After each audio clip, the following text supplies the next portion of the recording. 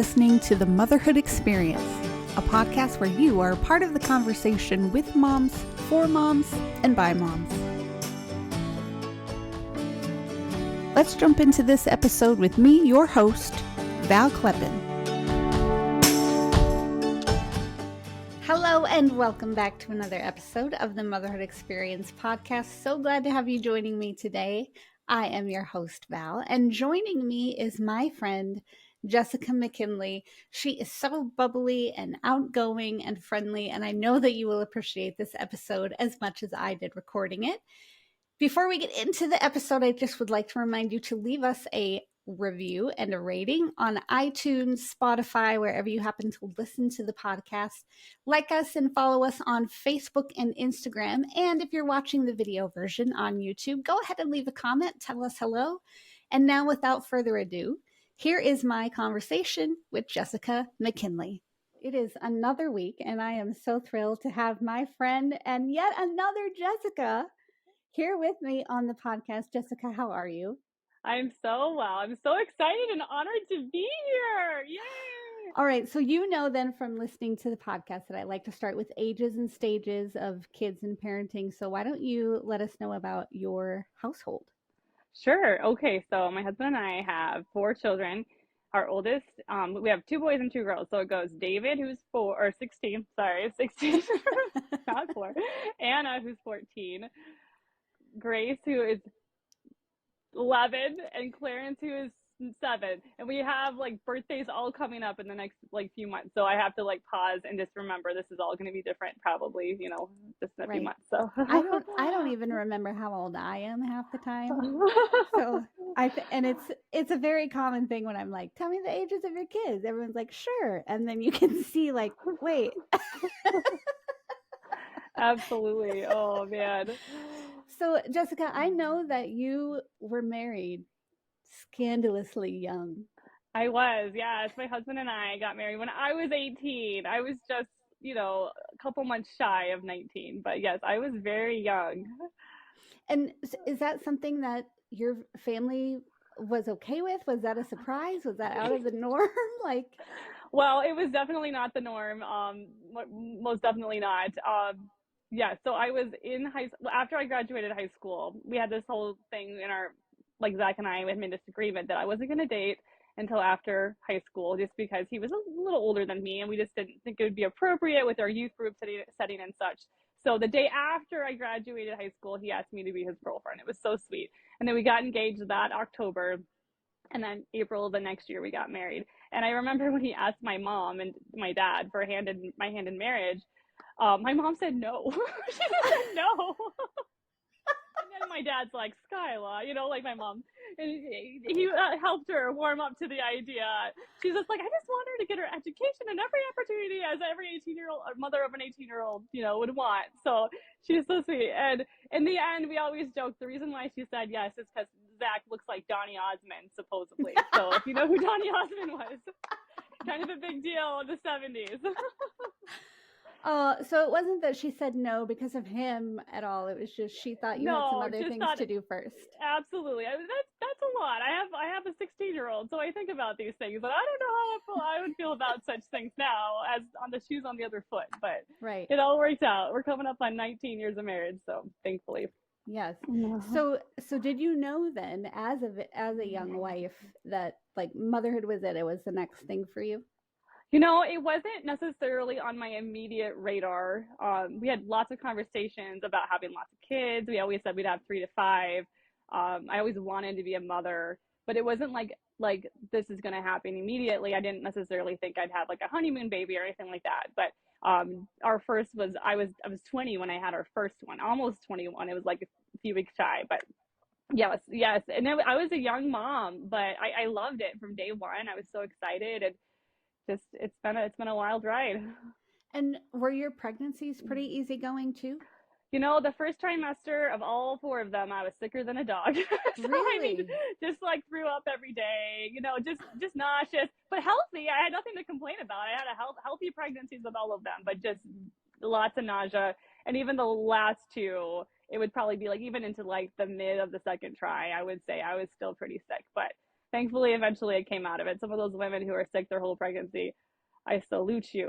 It's just a lot. And It's hard. I'm kind of surprised to hear that, I guess, because I've never heard you like complain about pregnancy or motherhood or probably anything. I don't think I've ever heard you complain about anything. But Aw. you, I have to say, I don't I don't know a single person who loves being a mother and spending time with their kids as much as you do. I hear you talk all the time about wanting to spend time with them and you just cherish it so much, and I've never heard you be like, I just need a day or three away. What is it about being a mom that just draws your heart to your kids so much? Oh man, how do I answer that? It's just fun. It's just they're just so I just they're just fun humans. I don't know, I just love to be with them. And I even when they were little, like I just remember taking like my oldest to the park. And I remember my sister-in-law being like, "Oh, who's meeting you?" And I'm like, "Oh, I'm just going to the park with David. Why do I have to meet someone? I mean, it's good for them so much fun." I loved all the stages. Teenage years has been a wild thing for me. It's been a little challenging in some ways, but I love it too. They're fun. They like to get sushi. They like to do the things that I like to do now. So it's each stage has its like challenges, but also its blessings, and it's just been fun. Like every stage, I just look for what is the gold in this season? Because some of those seasons, like like when toddlerhood, when they're climbing on stuff and just busy, sometimes it can be a little draining. But then like they're so fun. Their personality is coming out and they're just content and they're easygoing. I don't know. It just depends on the stage you're in. But I just always try to look for like what is the exciting fun thing about this stage. Mm, I love Mm. that answer. And is there a what is the age difference between David and Clarence? Is it 9 years. 9 years. 9 years? Yeah. So so what was it like when your oldest is 9 and you have this brand new baby in the family? Did he take on kind of a, big brother role, or was that more kind of like Anna's second mother role, or how were the dynamics then? David was so thrilled. We don't find out our genders until like actual birth. So like for all of them, they were a surprise. And with Clarence, our youngest being a boy also, David just wanted a brother so bad. Like, and I feel for him. It would have been crazy having three sisters, just the only boy. But he wanted a brother so badly. He really did. And I used to remember how happy he was and thrilled that he finally got his brother. He's like, I prayed for a brother, mom, and he was so overjoyed. And he really was a good big brother. I remember he'd go and get like this little Bible and read it to him, as this like newborn and just a sweetie. So, I mean, we don't always have those rainbow happy moments now. Teenager and then, a first grader. But, they think they really hang out a lot and they're really sweet. They're buddies. It's just that, sometimes you just get a little annoyed with each other in different stages for Yeah. sure. And so I think at every stage of all of your kids' life, you've been involved in some form of ministry. Is that right? Yeah, pretty much. Yeah, even before we were parents, like we love to serve in the local church. It's just been our heart. So, yeah, we sure have. So did it start out because I right now you help a lot with the youth. God bless you for that. It takes I don't think I'm the only one who thinks this. Like it takes a really special group of people to really minister to youth. Oh, they're crazy. They're all over the place, but they're so awesome too. And I just think there's something really special about Gen Z. So, to answer your question, I actually like grew up like in our home.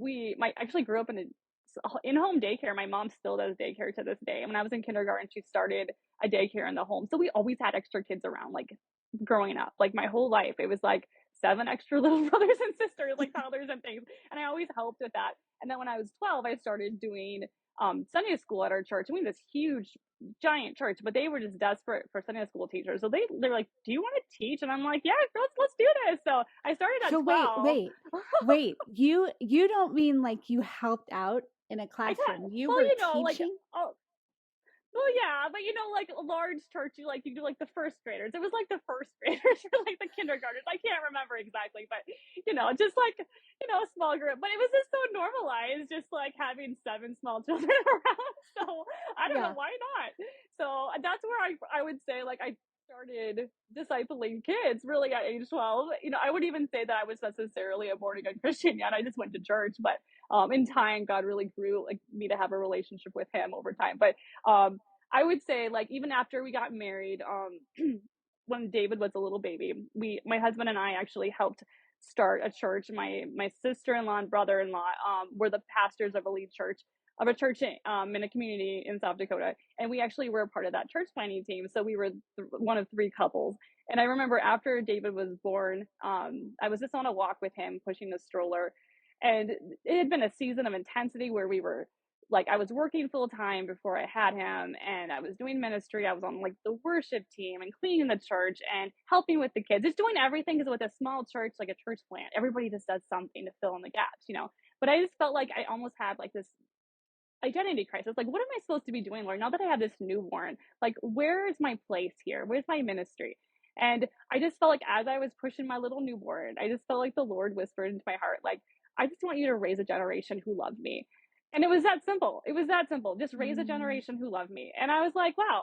And I just felt like, like once in a while you hear something like in your heart, you're like, well, maybe that's God. But I just knew. I knew this is the Lord, and this is what He wants me to do. So that started at like from that point on, I actually stepped down from the worship team, and I'm like, I'm not going to just help in kids ministry. I'm going to like lead this, and I'm going to be in there most of the time, and maybe once in a while have someone else if I'm gone or something. And that's where it really started my heart for really being intentional about discipling kids, because they matter. Like, we just can't just go through life being people that just feed ourselves. We need to feed the next generation. Someone has to care for them. We need to pass the baton on to them. And it just became so real. And it's so hard sometimes in life. You just want to be like, well, this is important, I'm going to do it. But when God tells you to do it, it's like, oh wow, this is important, and is like so much grace on it. Like when He calls you to do something, He's going to equip you to do it. So that's kind of where I got really serious about like children's ministry. And youth ministry just kind of happened this year. I don't know. Still don't know what I'm doing. I get really sweaty sometimes. Teenagers. So do they. You're not wrong. Oh man, they just say things, and it's just like, okay, I just didn't expect that. Like, you have to be like expect unexpected things to be said, and then you just like roll with it. Yeah, I can't remember where we were, but like my daughter was there was a group of them, a group of teenagers, and I just remember looking at them and watching them interact, and it was like cheerful chaos, we'll say. And I was just like, God bless Jessica and Matt and Al and everyone who has a heart for these teenagers, because I'm just looking at them going like, why? Why is that funny to you? Like, I don't know either now. But they're a lot of fun. And I love how you have said multiple times, like, the way to a teenager's heart, if you want them to open up to you, you just feed them and they just start talking to you. And I have always remembered that ever since you said that. So even when you think you're just riffing on thoughts, they have encouraged me in many ways. I just want you to know. Thank you for that. No. So at what point with or between the kids did you move from one part of South Dakota to another part for your husband to totally switch careers? Oh yes, that was crazy. So when we got married, I married an electrician, and we always thought we would be like, in my mind, I thought we'd just be church planters. Like, I remember my senior year in high school, like when they went around in like a skills for living class. What do you want to be when you grow up? And I'm like, oh, a church planter. And everybody's just like, what is she talking about? But I was like, let's go and let's spread the gospel, and let's be serious and intentional about building God's church. And so we went ahead anyway. So like I said, we went and planted a church in 2005. We helped plant a church in 2005. And then in 2000, like I want to say 14, 15, all of a sudden my husband's like, I really feel like God's calling us back to the family farm. And I'm like, what are you talking about? Like, why would that be his plan? That doesn't make any sense. And at the time I was living 3 blocks from my sister. So why would I want to move away from my sister? And I loved our house. I wanted to be buried in the backyard and live there forever. I loved our Christian school. I loved our community, our MOPS group, my running friends. I loved everything about where we lived. Why would we move? It just doesn't make any sense. And he just kept saying it again and again. I just really feel like God's calling us back to the family farm. And I was like, I didn't marry a farmer. I don't want to live in the middle of nowhere. I really like the conveniences of like a grocery store. Like, is that too much to ask? A grocery store? I just didn't want to die spiritually either. So like, we always like had this like couple years of wrestling, and I'm like, honey, I can't move unless I'm convinced it's God's will. I don't want to like mess our lives up and just do something because of whatever reason, because it makes sense. I want to do it because it's God's plan. So I just remember, once again, it was just so simple.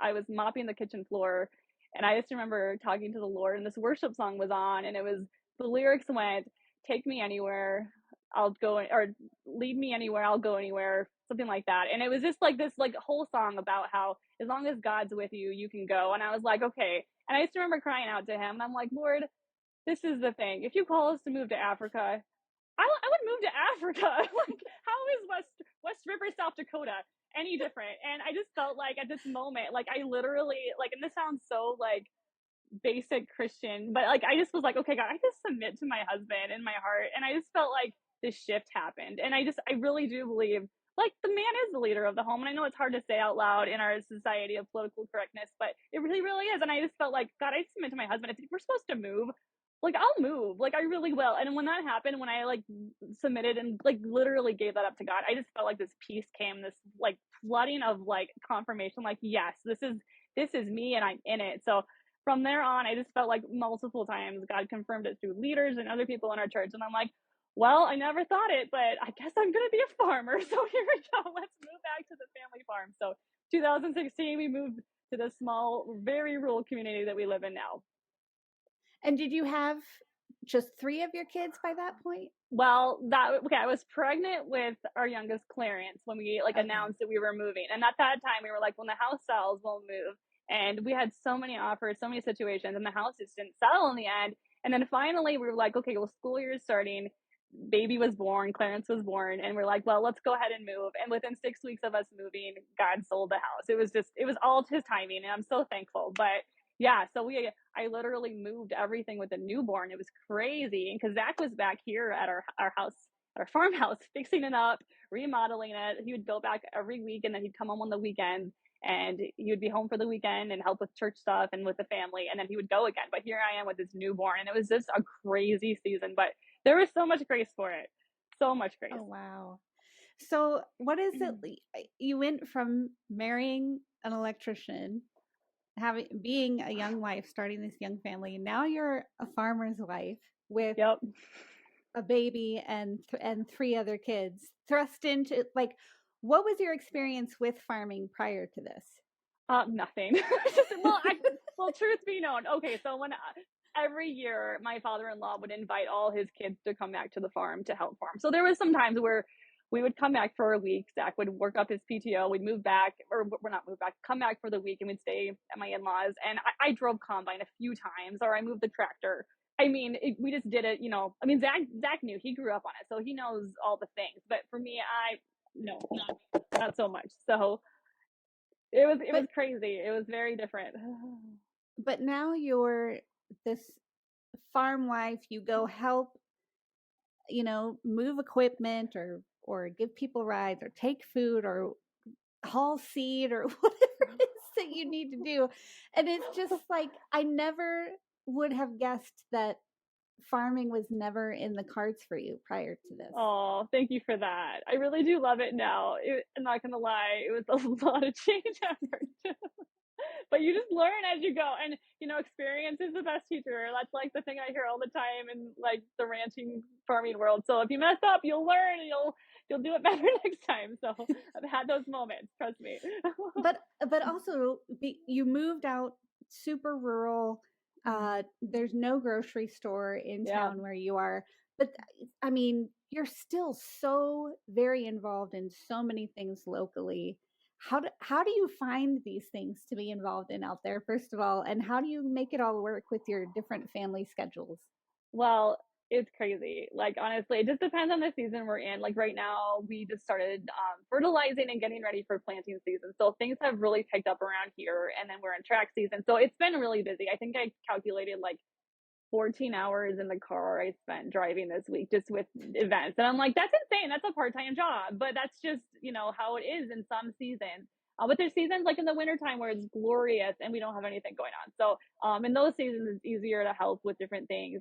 But we do look for opportunities to serve our community. I feel like when you move back to a small community, everyone has to do something. And that's been like one of the biggest eye openers for me. Like, there's not just some guy you call when there's something going on, or if the fire bell goes off, the volunteer fire department's most of the town because the town is so Mm. small and you have to all pull together. And it's really a great, like, one of the greatest lessons and like loving your neighbor is that you demonstrate it by your lifestyle because everybody pulls together in the times of need and you're just there for each other in a unique way.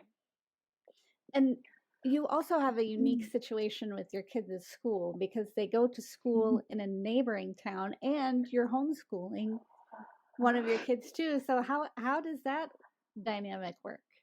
It's crazy, Val. It's crazy. So we don't have a high school in our local town, and actually there was so much convincing evidence our school was going to close. We had this really rural country school in town here, and we were so thankful to have it for the time that it's been here. But we went from Christian school to it is a public school regardless, and that was a change in itself.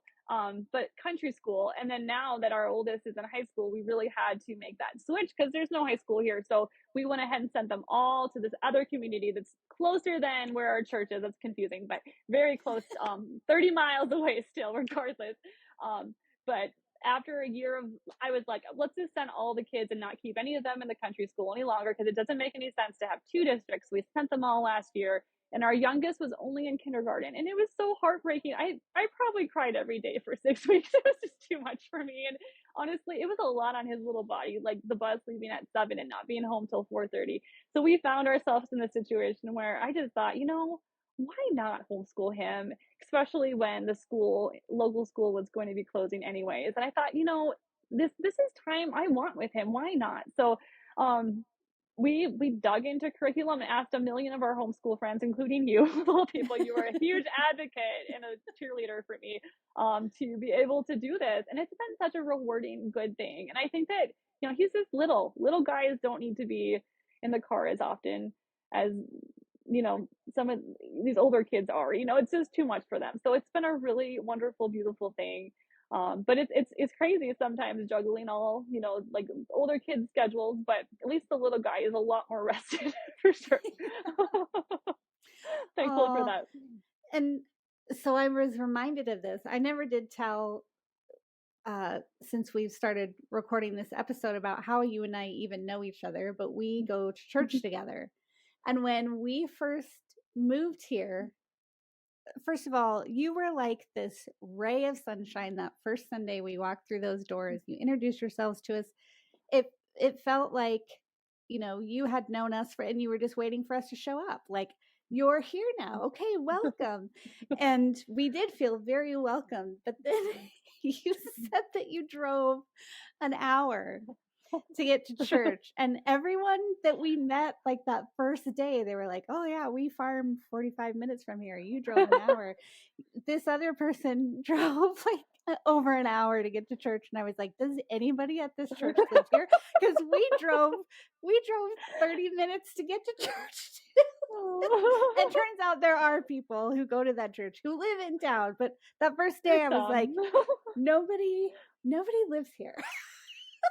It's so worth the drive, but that is crazy. Statistically, it's like so crazy how many of us live out of town. Right? And it was pretty funny, but I thought we would be kind of the only ones like, oh wow, you're really making a sacrifice driving the 30 minutes to go to church. But it was like, nope. we probably are some of the closest people to the congregation there. But that brings up another point of, you drive in Sundays for church, you drive in Wednesdays for youth group. Your kids' school is 30 minutes away in a different direction. You've got families spread out across the state. Like, how is the balance of living rural, supporting your husband, your farm, your kids? How does that all play out in your role as the mom, but also the facilitator of all of these things? That's a very good question. You know, I find myself very grateful to be where I am for many reasons. I never thought we'd live close to our parents, and it's been wonderful for that reason. I love that I'm able to have the freedom just to be a farmer's wife, where I can homeschool our youngest and be available to Zach, my husband, if he needs help on the farm, and be flexible with the kids' activities. Like the kids are always doing something. I mean, we restrict our activities actually. We don't do like a ton of things, but when we are in a season of a sport or activity, it gets really busy. So I'm really thankful that I'm able to have just some downtime at home. You know, like in the mornings we'll do school, but in the afternoons I feel like I work a split shift because afternoons is like my downtime, and then in the evenings okay, I can drive into to the local community to go to church or whatever it is, or you know, I can be able to balance the crazies because I feel like, but I tip my hat to every woman that works full time in the country life, because it's a lot of commuting, and it's I just appreciate though that I'm able to have this freedom and that I can have like hot cookies and a hot meal for my kids in the evenings when they come home. I mean, I just feel like something about gathering around the table all together and just having a meal is so holy, and just to be able to have this freedom has been probably the biggest blessing, to be able to juggle all that and technology, like talking to you on Marco Polo multiple times a day, being able to call my sister, or you know, just having those relationships Yeah. have really been helpful too, for sure. Yeah, there are multiple times you and I have both shared, I think, that we really wish we were neighbors with the other, but thankfully Marco Polo and the podcast, because you get to have me in your ears Yes, every week at least. absolutely. Yes. So Great for you commute life. you mentioned mealtime, and I kind of want to touch on that because you have cooked for us. You're a wonderful cook. When you were married so young, was that a skill you already had, or did you come into that? Absolutely not. No, not at all. I could make like stroganoff. That was like the only meal. We ate it so much when we first got married, and Zach just got burnt off of beef stroganoff. So, you know, being 18, and like I want to say that year out of high school, I was working full time. We were taking ministry classes through our local church, and I was doing this internship at the church. I was so busy, like I wasn't thinking about homemaking and like meals and things. So, you know, just going from youth, like literally childhood, sounds really crazy, graduating, being like a teenager, graduating, and then going right into like intensity of that. Like I just like homemaking was not really a thing. So I would say more so when I became, you know, a mom and was a stay-at-home mom from, you know, the day one when he was born. I'm really thankful for that because it really gave me a vision for homemaking, and I realized that it's so important. The homemaker really does set the tone of the home. And there's so many, in so many ways you can be a blessing to all the people in your house just by you know, setting the atmosphere, whether if it's a hot meal or like let's have our devotions this morning or whatever it looks like. And it's just it's a really honor and a privilege to be able to serve our family in that way. I love that answer and agree with you wholeheartedly. And I think I can speak for everybody who has been fed by you that you've come into it well. Thank you, Val. Well, I've had your cooking too, girl. You can cook some mean food. Let me just say that. So let me ask you this then about cooking. If you know, were kind of thrust into it as a newlywed and figuring things out along the way, how do your daughters are they showing interest in anything in the kitchen or learning how to cook, or are they just kind of like, Yes, yes, absolutely. And actually, our oldest David, he is like the cookie maker. Sometimes I'll just be like, David, can you make cookies? And all my kids and all my nieces and nephews, they know like Auntie Ta, or mom, like she likes her chocolate chip cookies. So it's like it's my recipe, and it's like it's part of who I am. And like David, it has it on his phone. He'll whip it up and he'll just make cookies for me, my recipe. So he cooks the cookies, and then Anna is like. I took a break from sourdough here going into track season, so I haven't been baking sourdough. I have a starter in the freezer, but Anna is my sourdough girl. She is the one that likes to help with that and score the bread. She's very artistic. Um, Gracie also likes to help in the kitchen, but most of it's done by me. Just with those long hours at school during the school year, it's mostly my jurisdiction. But yes, yes, we like to enjoy a hot breakfast too. That's something we implemented a few years ago. just having a hot breakfast. I know your family does this too. And then we just read like one chapter of the Bible. And I feel like that there's so much life on that. I feel like I've had so many people ask me, like, do you have like a family devotion that you'd recommend? And I'm like, no, no, they're all hamburger helper. Like whenever I get one, it's like one verse and then like all these questions or like these thoughts. And I'm just like, just read a chapter of the Bible and just pray together and just see what happens. Like it's amazing how God uses the meat of his word to actually like bring up conversations and to feed our souls. You know, we don't need to make it complicated or spend a lot of money. Just read a chapter of the Bible and eat some muffins. It's great. So true. Oh, I love that so much. You know, so recently I asked on social media, like, what's your favorite go-to weekday breakfast? And the answers I got were like nothing, Oh, that's so coffee. sad. Like, I said, does anybody eat breakfast anymore? Like, is I this would die unless I'm fasting. Even then, it's hard. I it's love really food. also we're in prime egg laying season right Yeah. now. So if we Yep. don't have eggs every day, like we'll be overcome. So Eggs for days. we gotta eat those eggs in the morning. And I was Oh, really surprised by that though. How many people just don't that is they, crazy. they just Y'all, it's skip an breakfast. important meal. Eat your breakfast. I would rather like the intermittent fasting thing, eat a later breakfast and an earlier dinner, maybe like the two Oh, meal yeah. thing. Lunch That's is good. not my favorite. I like all the things, though. It's always a good idea. Oh, so what are some of your family traditions or things that because I know a couple actually, but I want to see what you answer to this. Like things that you just do as a family regularly out there together. You know, I'm just blanking now.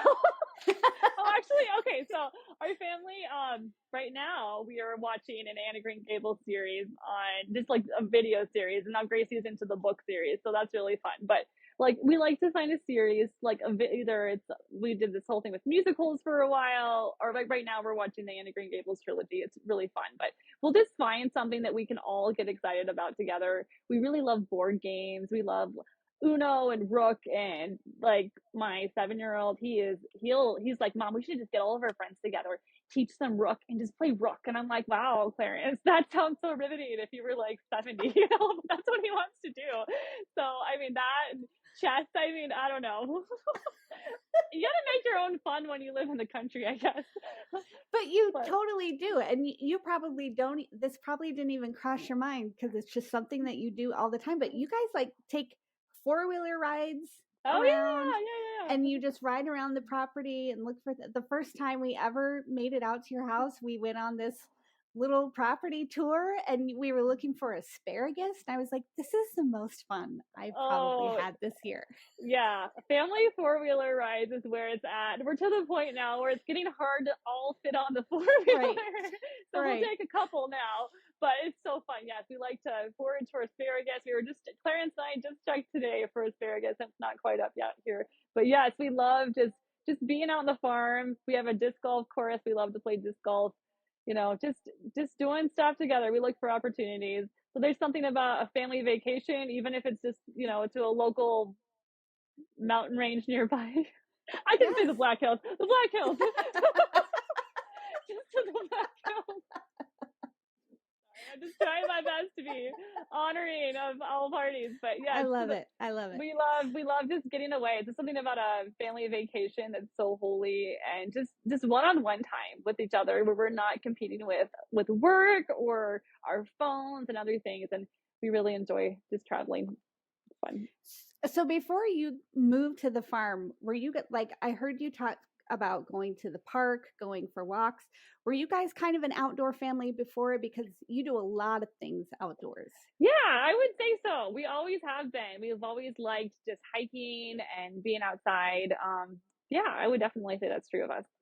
When did hunting come into the picture for your kids?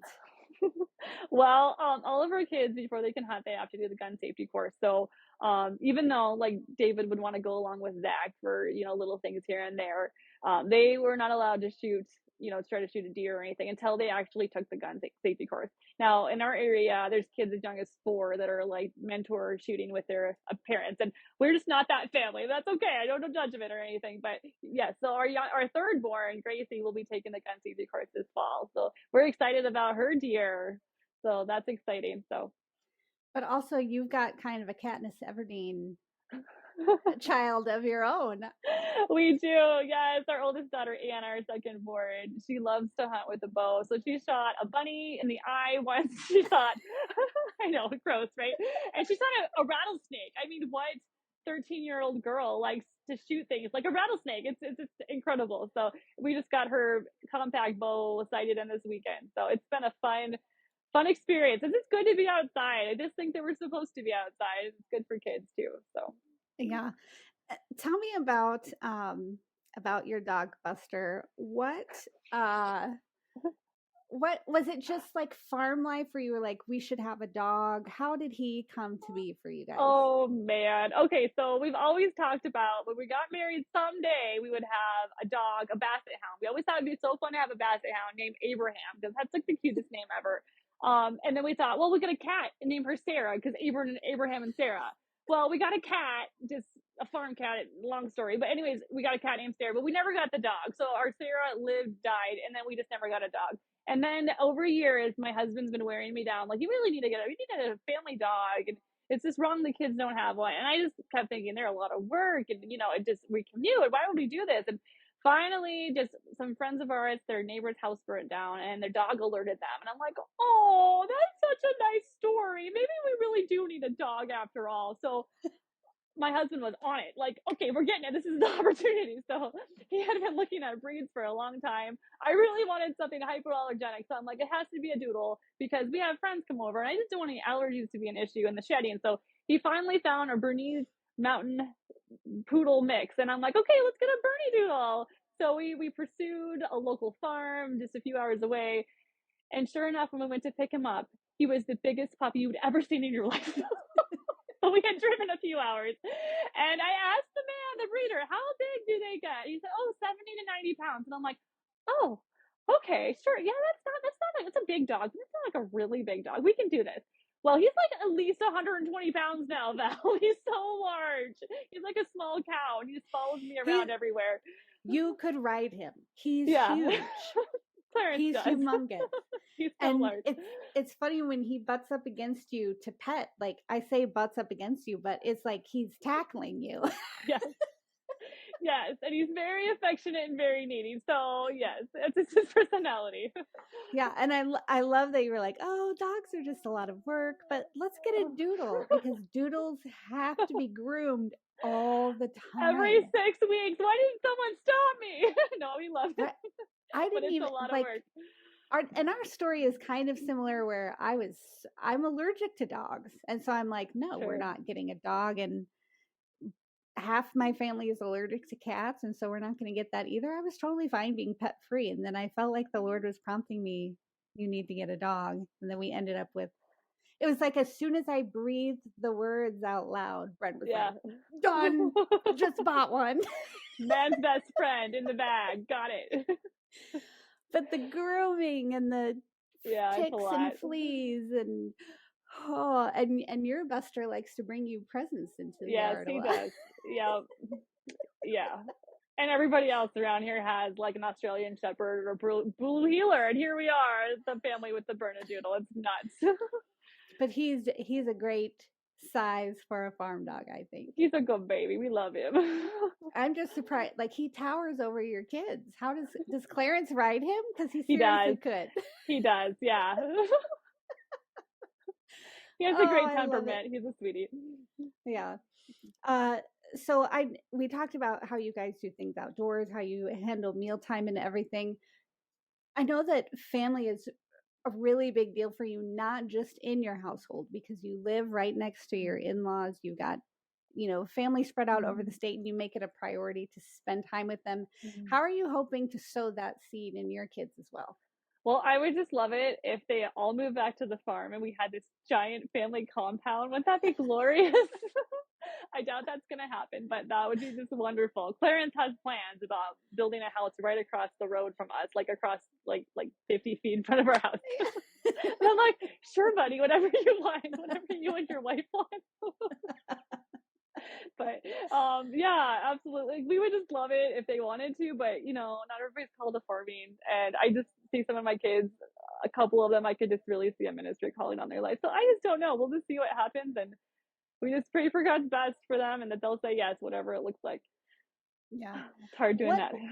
what have you noticed with them going to school and being involved in youth group and stuff about how they form relationships versus how you form relationships at their age? Oh, that's interesting. Well, David's our introvert. He is so introverted, but the guy has so many friends. So it's just interesting. Like, I just, he's really blossomed in the newer community. I'm really Mm. thankful for his group of friends. And I used to just kind of like almost scoff at like sports moms, like making sports such a big deal. But then when I had a son and he started like getting older, I'm realizing that boys just need something. They either will play video games or they get a job or they do sports. And I'm like, they just are meant to be warriors and like conquer something. So when he really got into running, this has been such a fun thing because I love to run.